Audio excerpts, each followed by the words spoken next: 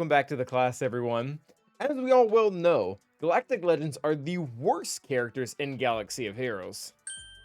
With that being said, I don't really think anyone's ever taken the time to let them know just how bad they really are.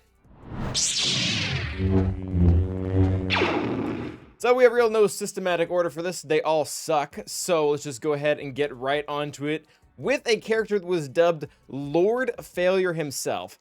Lord Vader, you are so terrible that if we don't release a new lifter every 3 months, you just completely move out of all type of relevancy. For whatever reason, you still have the highest relic requirement out of any Galactic Legend, despite now being in the game for years. On top of that, to get you to work, they had to, for whatever reason, give you dark side unaligned force user synergy, when that makes literally no sense at all, and tying you to a character that at the time in lore actually wanted to kill you.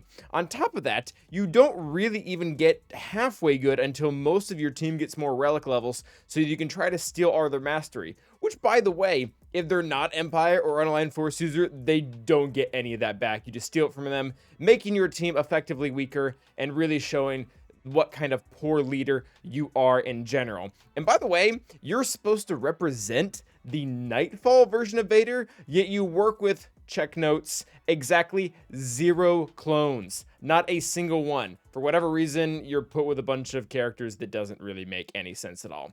Speaking of a character that gets put with a bunch of characters that don't really make sense at all, let's check out Converter Boy, someone who never really completed their very first side quest when it comes to in-game lore, and a character whose entire leadership ability / ult get completely turned off the second his allies are entirely gone, making him essentially useless as a solo character, on top of the fact that he loses his pre-taunt entirely the second he doesn't have all Jedi. So if he wants to play with JTR or any other fun light side character, you can just kiss that goodbye and they can go right for your allies, killing all of them, leaving you with no one to die alone as you should in your old hermit life.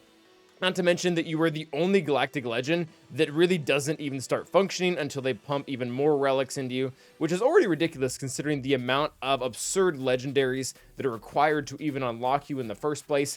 If you ever get a Lightspeed bundle, it's still going to require $100 because of all the requirements underneath you are just such a pain in the butt to get.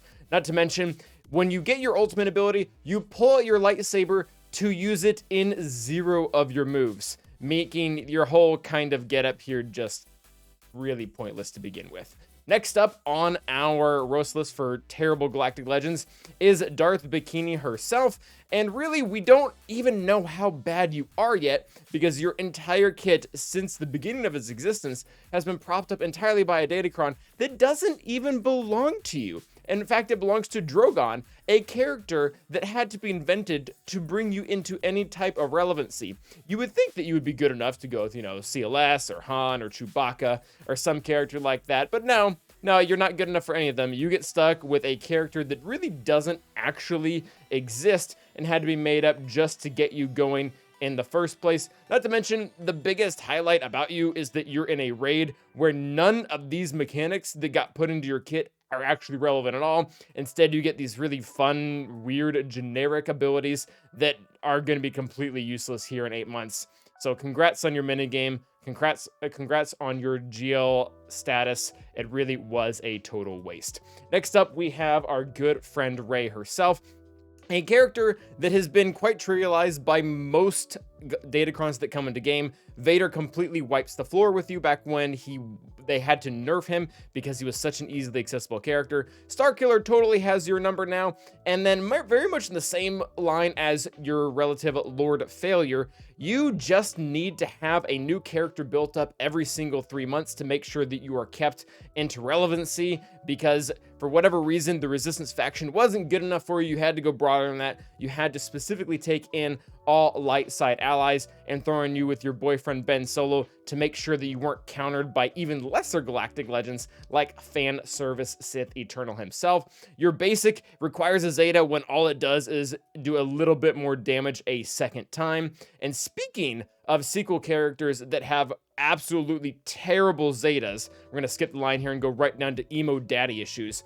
For whatever reason, you have a Zeta, Kylo, that requires you, or that allows you to bypass the stagger when you actually gain health and protection when you lose said turn meter, an entirely counteractive point to your entire kit, not to mention the fact that you are considered the best offensive galactic legend, which is really just a really fancy way of saying that you are completely terrible on defense, being countered in as little as 6 months after your release, despite you guys being the meta, being the first galactic legends when you first came out. And also, if you get ability blocked, your entire kit just completely falls apart. If you can't get access to your little special abilities, there's just nothing you can do to turn the tide of the battle except sit with a grand total of 10 stacks of siphon that you can't actually do anything with because you're not immune to ability block in any shape, form. Next up, let's go ahead and revisit our good friend JMK, also known as half of a galactic legend. You may have cut Maul in half in episode 1, but at the same time, where is the other half of your kit? The fact that you have no insta-kill, you have really no 50% stat boost to health, defense, crit damage, as well as offense. Oh yeah, that's right, they trapped it behind another character that also happens to work really well with just about 4 other teams, meaning without that said character, you're consistently handicapped all the way around. Not to mention, you're one of the very few characters that still has some really garbage requirements. Sorry, Cody and Sarge sitting in there, but ultimately just making you a very lackluster character. And as the rest of them here will die a very painful, tragic death alone somewhere in the Tatooine desert.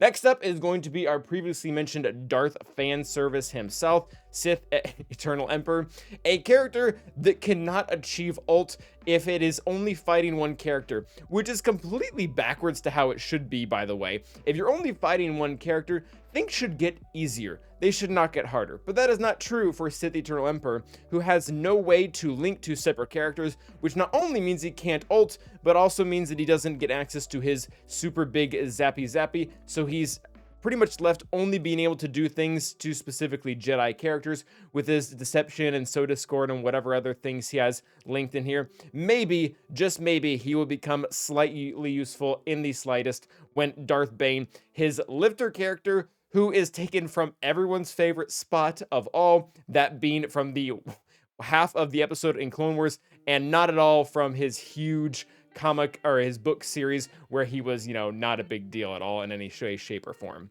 And last, and certainly least, is going to be literal poop. That is Jabba the Hat himself. A character that they had to make sure that he wasn't targetable, yet he somehow still consistently dies before his allies. I don't know how many times I've seen Chrysanthemum just standing there waiting awkwardly, and Jabba the Hutt disappeared because he literally couldn't take a total AoE.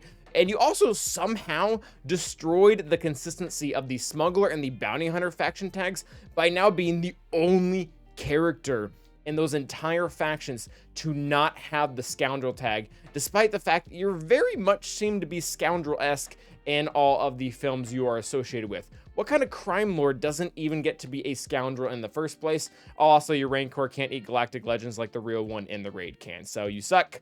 You should go die in a hole and probably get choked out by another yet-to-be galactic legend. So that is going to be our video roasting, again, the worst characters in the game. Hope you guys liked it. Hopefully we'll get another galactic legend who will just be a complete failure this year as well. Until next time, guys, thanks for watching, and stay terrible.